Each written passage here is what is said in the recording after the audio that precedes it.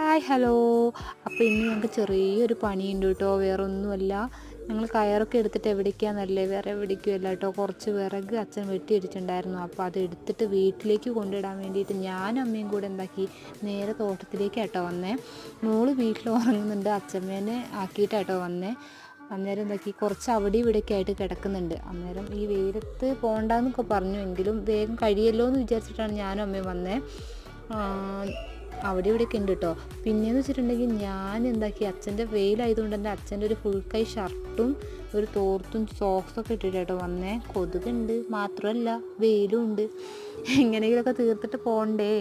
അപ്പോൾ അങ്ങനെ ഞങ്ങൾ എന്താക്കി, വേഗം വിറകൊക്കെ പെറുക്കി കൂട്ടി സെറ്റാക്കിയിട്ട് കെട്ടിയിട്ട്, വീട് തൊട്ടടുത്തായതുകൊണ്ട് തന്നെ നമുക്ക് എന്താക്കി, കുറച്ച് കെട്ടിയിട്ട് ഞങ്ങൾ കൊണ്ടിടുക കേട്ടോ ചെയ്യുന്നത്. അങ്ങനെ എന്താക്കി, വേഗം പെറുക്കി കൂട്ടിയിട്ട് പിന്നെ കുറച്ചൊരു അരമണിക്കൂറിൽ പരിപാടിയാണ് കേട്ടോ. അപ്പോഴേക്കും തീർന്നു.